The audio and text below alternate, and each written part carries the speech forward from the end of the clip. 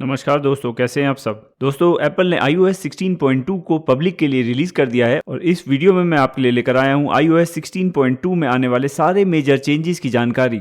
मेरा नाम है सिद्धार्थ और आप देख रहे हैं टेक्नो एडिक्ट्स इंडिया। दोस्तों, एप्पल ने यहाँ पर iOS 16.2 के साथ साथ iPadOS 16.2, watchOS 9.2, tvOS 16.2, macOS 13.1 और HomePodOS 16.2 को भी रिलीज किया है। अगर आप iPadOS 16.2 और watchOS 9.2 में आने वाले सारे फीचर्स के बारे में जानना चाहते हैं तो आप उससे रिलेटेड हमारे वीडियोस डिस्क्रिप्शन बॉक्स में दिए गए लिंक पर क्लिक करके देख सकते हैं। चलिए अब देखते हैं कि इस अपडेट में हमें क्या नया देखने को मिलता है। सबसे पहला चेंज जो हमें इस अपडेट में देखने को मिलता है वो है कि अब इस अपडेट के बाद हमें अपने आईफोन्स में 5G की सपोर्ट देखने को मिलती है। अगर आपके पास iPhone 12 या उसके बाद का मॉडल है और आपके एरिया में अगर 5G सर्विसेज अवेलेबल हैं तो आप अब अपने आईफोन्स में 5G सर्विसेज को यूज़ कर पाएंगे। 5G सर्विसेज को अपने आईफोन में इनेबल करने के लिए हमें अपने आईफोन की सेटिंग्स में जाना होगा। सेटिंग में हमें यहाँ पर मोबाइल डेटा वाले ऑप्शन में जाना होगा। मोबाइल डेटा में हमें अपने सिम को सिलेक्ट करना होगा जिसमें हमें 5G सर्विसेज को एक्टिवेट करना है। अब आप यहाँ पर नीचे ये ऑप्शन देख सकते हैं वॉइस एंड डेटा का। अगर हम इस ऑप्शन में जाते हैं तो यहाँ पर हमें ये तीन ऑप्शन अब देखने को मिलते हैं, 5G ऑन, 5G ऑटो और 4G। अगर आप यहाँ पर लेफ्ट साइड में iOS 16.1.2 पर नजर डालेंगे तो आप यहाँ पर देख सकते हैं कि यहाँ पर हमें ये ऑप्शन देखने को मिलते हैं 4G, 3G और वोल्ट के, जबकि अब iOS 16.2 की इस अपडेट के बाद हमें यहाँ पर 5G के ऑप्शन देखने को मिलते हैं। आपको यहाँ पर 5G ऑटो वाले ऑप्शन को चूज करना है क्योंकि इस ऑप्शन में बैटरी कंजम्पशन थोड़ा कम होता है। इस ऑप्शन को चूज करने के बाद आप यहाँ पर देख सकते हैं कि मेरे फोन में मुझे यहाँ पर 5G के सिग्नल देखने को मिल रहे हैं। अगर आप ये देखना चाहते हैं कि 5G में हमें कैसी इंटरनेट स्पीड देखने को मिलेगी तो आप उससे रिलेटेड हमारा वीडियो नीचे डिस्क्रिप्शन बॉक्स में दिए गए लिंक पर क्लिक करके देख सकते हैं। दूसरा चेंज या फिर कहेंगे कि एक ऐप यहाँ पर हमें देखने को मिलती है जो कि है फ्रीफॉर्म। ये फ्रीफॉर्म एक कोलैबोरेशन ऐप है जिसमें आप एक अनलिमिटेड कैनवस का यूज कर सकते हैं दूसरे लोगों के साथ कोलैबोरेशन में या फिर अपने डिफरेंट एप्पल डिवाइसेस पर भी। आप यहाँ पर देख सकते हैं कि इस फ्रीफॉर्म ऐप में हमें यहाँ पर ये कैनवस देखने को मिलता है। यहाँ पर हम इस पेन टूल की मदद से यहाँ पर कुछ भी ड्राइंग कर सकते हैं अपने फ्रीफॉर्म बोर्ड में। इसके अलावा इस बटन की मदद से यहाँ से हम अपने फ्रीफॉर्म बोर्ड में डिफरेंट शेप्स भी ऐड कर सकते हैं।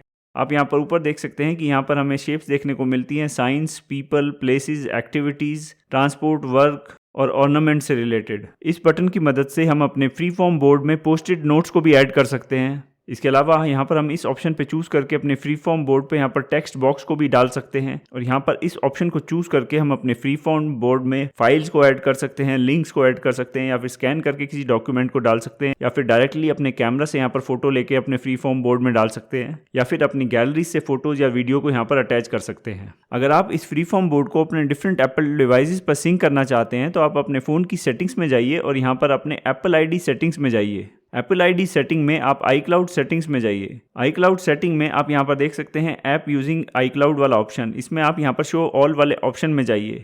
शो ऑल में आपको यहाँ पर नीचे देखने को मिलेगा फ्रीफॉर्म। फ्रीफॉर्म के सामने आप इस टॉगल को यहाँ पर ऑन कर लीजिए। ये टॉगल बाय डिफॉल्ट यहाँ पर ऑफ रहता है। जब आप इस टॉगल को यहाँ पर ऑन कर लेंगे तो आप अपने डिफरेंट एप्पल डिवाइसेस के बीच में फ्रीफॉर्म बोर्ड को सिंक कर पाएंगे। यहाँ पर आप मेरे दो एप्पल डिवाइसेस में फ्रीफॉर्म बोर्ड को देख सकते हैं। अगर मैं यहाँ पर अपने इस फ्रीफॉर्म बोर्ड में यहाँ पर कुछ ऐड करता हूँ तो आप यहाँ पर लेफ्ट साइड में देख सकते हैं कि ये इमेज यहाँ पर हमारे लेफ्ट साइड में फ्रीफॉर्म बोर्ड में यहाँ पर अपडेट हो गई है। तो इस तरीके से आप फ्रीफॉर्म ऐप को अपने डिफरेंट एप्पल डिवाइसेस के बीच में यूज़ कर सकते हैं या फिर आप दूसरे लोगों के साथ यहाँ पर इस शेयर वाले बटन की मदद से कोलैबोरेशन कर सकते हैं फ्रीफॉर्म बोर्ड में। नेक्स्ट कुछ चेंजेस हमें यहाँ पर देखने को मिलते हैं लॉक स्क्रीन कस्टमाइजेशन से रिलेटेड। जब हम अपने फ़ोन के लॉक स्क्रीन के कस्टमाइजेशन वाले ऑप्शन में जाते हैं और यहाँ पर नीचे इन 3 डॉट्स के ऊपर टैप करते हैं तो आप यहाँ पर राइट साइड में iOS 16.2 में देख सकते हैं कि अब हमें ये नया ऑप्शन देखने को मिलता है शो फोटो इन लाइब्रेरी का। ये ऑप्शन हमें यहाँ पर लेफ्ट साइड में iOS 16.1.2 में देखने को नहीं मिलता था। जब हम इस ऑप्शन के ऊपर यहाँ पर टैप करते हैं तो हम अपनी फोटो लाइब्रेरी में उस फोटो को देख सकते हैं। iOS 16.2 में अब हमें लॉक स्क्रीन के लिए 2 नए विजेट्स भी देखने को मिलते हैं। ये है मेडिकेशन विजेट और स्लीप विजेट। जब हम यहाँ पर अपने लॉक स्क्रीन कस्टमाइजेशन वाले ऑप्शन में जाते हैं और यहाँ पर ऐड विजिट वाले ऑप्शन में जाते हैं तो आप यहाँ पर नीचे देख सकते हैं कि अब हमें ये ऑप्शन देखने को मिलता है स्लीप का। ये स्लीप वाला ऑप्शन हमें यहाँ पर लेफ्ट साइड में iOS 16.1.2 में देखने को नहीं मिलता था।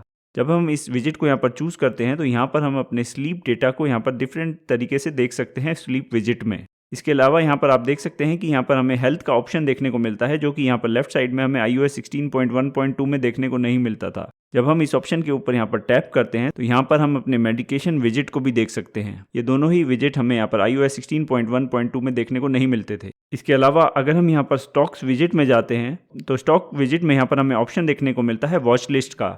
ये ऑप्शन हमें iOS 16.1.2 में भी देखने को मिलता था। इसके अलावा यहाँ पर हमें सिंबल वाला ऑप्शन भी हमें दोनों जगह ही देखने को मिलता था। लेकिन अगर हम यहाँ पर दोबारा से स्वाइप करते हैं तो ये सिंबल विद चार्ट का ऑप्शन हमें नया देखने को मिलता है iOS 16.2 में।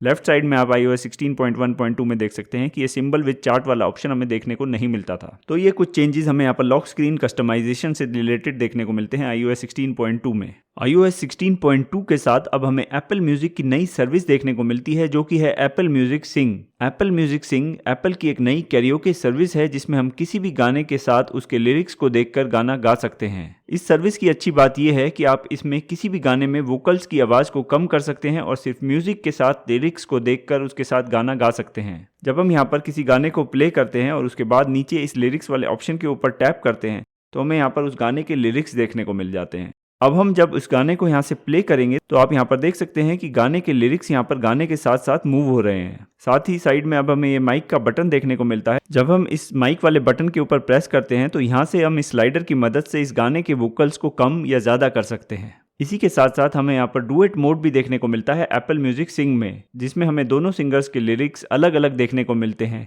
इससे हमें आसानी हो जाती है किसी दूसरे पर्सन के साथ डुएट सॉन्ग को भी गाने में। आप यहाँ पर इस सॉन्ग में देख सकते हैं कि हमें मेल वोकल्स इस लिरिक्स में लेफ्ट साइड में देखने को मिलते हैं, जबकि फीमेल वॉइस के लिरिक्स हमें यहाँ पर राइट साइड में देखने को मिलते हैं। तो जो लोग म्यूजिक के शौकीन हैं उनके लिए काफ़ी अच्छी सर्विस यहाँ पर एप्पल म्यूजिक सिंग के रूप में हमें देखने को मिलती है। लेकिन ये एप्पल म्यूजिक सिंग की सर्विस सिर्फ एप्पल म्यूजिक सब्सक्राइबर ही यूज़ कर सकते हैं और ये हमें सिर्फ आईफोन 11 और उसके बाद के मॉडल्स में ही देखने को मिलेगी। नेक्स्ट चेंज हमें यहाँ पर देखने को मिलता है आईफोन 14 प्रो सीरीज फोन्स के लिए। जैसा कि आप जानते ही होंगे कि आईफोन 14 प्रो सीरीज फोन्स में हमें ऑलवेज ऑन डिस्प्ले देखने को मिलता है। अगर हम अपने फ़ोन में डिस्प्ले एंड ब्राइटनेस वाले ऑप्शन में जाते हैं तो iOS 16.1 में हम इस डिस्प्ले एंड ब्राइटनेस में ऑलवेज ऑन डिस्प्ले को सिर्फ ऑन या ऑफ कर सकते थे। लेकिन अब iOS 16.2 में हम ऑलवेज ऑन डिस्प्ले के यहाँ पर ऑप्शन के ऊपर अब जब क्लिक करते हैं तो यहाँ पर हमें ये ऑलवेज ऑन डिस्प्ले को ऑन या ऑफ करने का टॉगल देखने को मिलता है। साथ ही यहाँ पर दो नए ऑप्शन हमें देखने को मिलते हैं, शो वॉलपेपर और शो नोटिफिकेशंस के। यहाँ से जब हम इन टॉगल्स को यहाँ पर ऑफ कर देते हैं तो हमें यहाँ पर ऑलवेज ऑन डिस्प्ले में अपना वॉलपेपर और नोटिफिकेशंस देखने को नहीं मिलेंगे। यहाँ पर आप देख सकते हैं कि मैंने ये दोनों ही टॉगल यहाँ पर ऑफ किए हुए हैं और यहाँ पर हमें लॉक स्क्रीन पर ये ब्लैक स्क्रीन देखने को मिल रहा है और कोई नोटिफिकेशन देखने को नहीं मिल रहे हैं। एप्पल ने इस चेंज मेनली बैटरी परफॉर्मेंस को इम्प्रूव करने के लिए किया है, क्योंकि ब्लैक स्क्रीन में ऑलवेज ऑन डिस्प्ले में हमारे फ़ोन की बैटरी कंजम्पशन थोड़ी कम होती है। iOS 16.2 के बाद अब हमारे फ़ोन में लाइव एक्टिविटीज़ को इनेबल कर दिया गया है। अगर हम अपने फ़ोन में यहाँ पर सेटिंग्स में जाते हैं और सेटिंग में यहाँ पर हम टीवी सेटिंग्स में जाते हैं, टीवी सेटिंग में यहाँ पर हमें अलाउ टीवी टू एक्सेस वाले ऑप्शन में नीचे ये ऑप्शन देखने को मिलता है लाइव एक्टिविटीज़ का। अगर आप यहाँ पर लेफ्ट साइड में iOS 16.1.2 पे नज़र डालेंगे तो आप यहाँ पर देख सकते हैं कि अलाउ टीवी टू एक्सेस में यहाँ पर हमें सीरी एंड सर्च का ऑप्शन ही देखने को मिलता है। लाइव एक्टिविटीज़ का ऑप्शन हमें यहाँ पर देखने को नहीं मिलता है। अगर हम इस ऑप्शन में यहाँ पर अंदर जाते हैं तो यहाँ पर हमें दो ऑप्शन देखने को मिलते हैं, अलाउ लाइव एक्टिविटीज़ और मोर फ्रीक्वेंट अपडेट्स के। तो यहाँ पर iOS 16.2 के बाद अब लाइव एक्टिविटीज़ को हमारे फ़ोन में इनेबल कर दिया गया है। लेकिन अभी तक मुझे यहाँ पर कोई भी ऐसी ऐप देखने को नहीं मिली है जो इस लाइव एक्टिविटी फीचर का फ़ायदा उठाती हो। तो होपफुली फ्यूचर में कुछ यहाँ पर ऐप्स में हमें ये लाइव एक्टिविटीज़ फीचर का कुछ यूज़ देखने को मिलेगा। नेक्स्ट चेंज हमें देखने को मिलता है एयर ड्रॉप से रिलेटेड। जब हम अपने आईफोन में कंट्रोल सेंटर को ओपन करते हैं और उसके बाद इस एयर ड्रॉप वाले ऑप्शन में जाते हैं तो आप यहाँ पर लेफ्ट साइड में iOS 16.1.2 में देख सकते हैं कि यहाँ पर हमें ये तीन ऑप्शन देखने को मिलते हैं, रिसीविंग ऑफ, कॉन्टैक्ट्स ओनली और एवरीवन का। जबकि राइट साइड में iOS 16.2 में अब हमारे को ये ऑप्शन देखने को मिलता है एवरीवन फॉर 10 मिनट्स का। तो अगर हम यहाँ पर इस ऑप्शन को चूज करेंगे तो 10 मिनट बाद ये ऑप्शन ऑटोमेटिकली चेंज होकर कॉन्टैक्ट ओनली पे चला जाएगा। तो ये एक चेंज यहाँ पर हमारे को ये अपनी सिक्योरिटी से रिलेटेड देखने को मिलता है एयर ड्रॉप में। नेक्स्ट हमें अपने iCloud में एडवांस डेटा प्रोटेक्शन की सेटिंग्स देखने को मिलती हैं। अगर हम अपने फ़ोन में सेटिंग्स में यहाँ पर Apple ID सेटिंग में जाते हैं और उसके बाद यहाँ पर iCloud सेटिंग्स में जाते हैं तो यहाँ पर नीचे अब हमें ये ऑप्शन देखने को मिलता है एडवांस डेटा प्रोटेक्शन का। अगर हम इसके ऊपर टैप करते हैं तो यहाँ पर हम एडवांस डेटा प्रोटेक्शन से रिलेटेड डिटेल्ड इन्फॉर्मेशन देख सकते हैं। इस एडवांस डेटा प्रोटेक्शन में हमारे डिवाइसेस का डेटा इनक्रिप्ट किया जाता है, जिसे आप अपने ट्रस्टेड एप्पल डिवाइसेस पर ही डिक्रिप्ट कर सकते हैं। यहाँ पर आप नीचे इस लिस्ट में देख सकते हैं कि इन सभी चीज़ों के डेटा को हम इस सेटिंग की मदद से इनक्रिप्ट कर सकते हैं, लेकिन ये एडवांस डेटा प्रोटेक्शन अभी हमें इंडिया में देखने को नहीं मिलता है। आप यहाँ पर ऊपर देख सकते हैं कि advance data protection is not yet available in your country और रीजन का मैसेज हमें देखने को मिलता है। तो मुझे उम्मीद है कि एप्पल जल्द से जल्द इस फीचर को इंडिया में भी अवेलेबल करा देगा। नेक्स्ट चेंज हमें देखने को मिलता है सफारी में। सफारी में जब हम किसी वेबसाइट को ओपन करते हैं तो अब हम अपने आईपी एड्रेस को हाइड कर सकते हैं। जब हम यहाँ पर किसी वेबसाइट को ओपन करने के बाद नीचे इन दो ए के ऊपर टैप करते हैं तो हमें ये सारे ऑप्शन देखने को मिलते हैं। यहाँ पर आप देख सकते हैं राइट साइड में iOS 16.2 में हमें ये नया ऑप्शन देखने को मिलता है शो आईपी एड्रेस का। ये शो आईपी एड्रेस का ऑप्शन हमें लेफ्ट साइड में iOS 16.1.2 में देखने को नहीं मिलता था। अगर हम इस ऑप्शन के ऊपर यहाँ पर टैप करते हैं तो हमें ये मैसेज देखने को मिलता है allow apple.com to temporarily see your IP address। अगर हम इस ऑप्शन के ऊपर यहाँ पर कंटिन्यू कर देते हैं तो अब हमारा आईपी एड्रेस इस वेबसाइट को शो हो जाएगा। अगर मैं दोबारा से यहाँ पर इस ऑप्शन के ऊपर टैप करूँगा तो यहाँ पर हमें हाइड आईपी एड्रेस का ऑप्शन देखने को मिलेगा। हम इस ऑप्शन के ऊपर टैप करके यहाँ से अपने आईपी एड्रेस को इस वेबसाइट के लिए हाइड कर सकते हैं। तो एक ये सेफ्टी से रिलेटेड नया फीचर सफारी में ऐड किया गया है iOS 16.2 में। नेक्स्ट कुछ चेंजेस हमें देखने को मिलते हैं एक्सेसिबिलिटी में। जब हम अपने फ़ोन की सेटिंग में एक्सेसिबिलिटी सेटिंग्स में जाते हैं तो यहाँ पर हमें ये दो ऑप्शन देखने को मिलते हैं एप्पल वॉच मिररिंग और कंट्रोल नियर बाय डिवाइसेस के। इन दोनों ऑप्शन के आइकन्स को यहाँ पर चेंज कर दिया गया है iOS 16.2 में।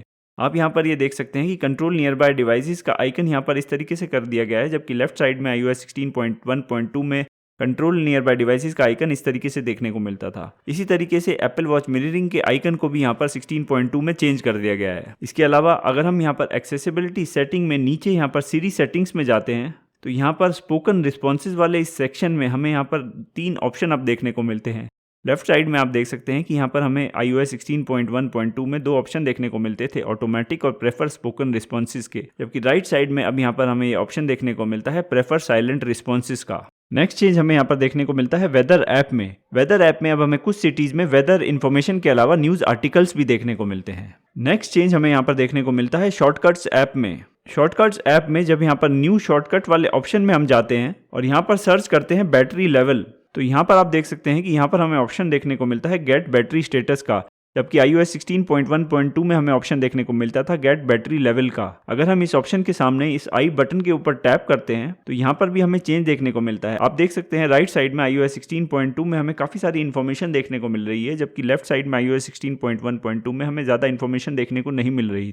iOS 16.2 में अब हमें गेम सेंटर में शेयर प्ले की सपोर्ट भी देखने को मिलती है। नेक्स्ट चेंज हमें यहाँ पर देखने को मिलता है होम ऐप में। होम ऐप के आर्किटेक्चर को iOS 16.2 में अपडेट कर दिया गया है। इसके अलावा मैसेजेस में भी हमें यहाँ पर कुछ चेंजेस देखने को मिलते हैं। मैसेजेस में अब हम फोटोज की कंटेक्स्ट बेस्ड सर्च को कर सकते हैं, जैसे कि हम यहाँ पर डॉक्स या टेक्स्ट को इमेजेस में सर्च कर सकते हैं। तो अब हम iOS 16.2 के बाद जब आप स्पॉटलाइट सर्च करते हैं तो अब हमारे मैसेजेस में इमेजेस को भी सर्च किया जाता है। iOS 16.2 में एप्पल ने iPhone 14 सीरीज फोन्स में क्रैश डिटेक्शन फीचर को थोड़ा और ऑप्टिमाइज किया है। ऐसा इसलिए किया गया है क्योंकि कुछ केसेस में इस क्रैश डिटेक्शन फीचर की वजह से एक्सीडेंटल इमरजेंसी कॉल की जा रही थी, जब लोग रोलर कोस्टर में होते थे या फिर स्काई डाइविंग या कोई और एक्सट्रीम स्पोर्ट कर रहे होते थे। और फाइनली iOS 16.2 के साथ iPhone 14 सीरीज फोन में अब हमें US और कनाडा में emergency SOS via satellite feature भी देखने को मिलता है, जिसमें हम इमरजेंसी में बिना अपने मोबाइल नेटवर्क के इमरजेंसी सर्विसेज को कॉन्टैक्ट कर सकते हैं। तो दोस्तों ये हैं iOS 16.2 में आने वाले सारे मेजर फीचर्स जो हमें आईफोन्स में देखने को मिलते हैं। मुझे उम्मीद है कि आपको ये वीडियो यूजफुल लगा होगा। अगर आपको ये वीडियो पसंद आया हो तो इसे लाइक करें और इस वीडियो को उन लोगों के साथ शेयर करें जिनके लिए ये वीडियो यूजफुल हो सकता है। अगर आप ऐसे ही और एप्पल प्रोडक्ट से रिलेटेड बड़े ही इंटरेस्टिंग और इन्फॉर्मेटिव वीडियोस देखना चाहते हैं तो आप हमारे चैनल को सब्सक्राइब करें। धन्यवाद।